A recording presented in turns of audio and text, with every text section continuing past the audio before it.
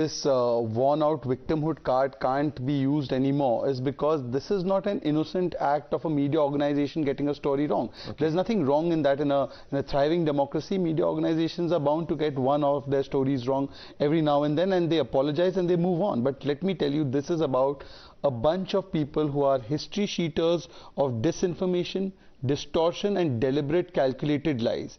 The Tech Fog story, the Amit Malviya story, the Pegasus story, the Nobel fakery, the COVID lies, and a bunch of entire list of stories. This is more of a calculated campaign of calumny, and I call it a part of an information jihad. There is obviously an Islamist jihad that's going on in the world, but let's not close our eyes to what I call as the information jihad, which is led by what I would call, and sorry for the play on words, the Jodi Media Ecosystem. Now look at the telltale signs of this Jodi Media Ecosystem. The common signs are that they always aim at undermining Bharat.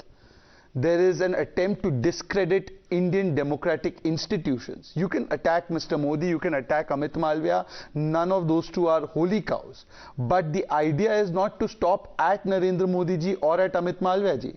The idea is to discredit Indian democracy itself, to manipulate political discourse. There's one thing to go out there, fight an election on issues and win an election or lose an election. But to manipulate minds, more like a Cambridge Analytica kind of exercise, and then to shame nationalists.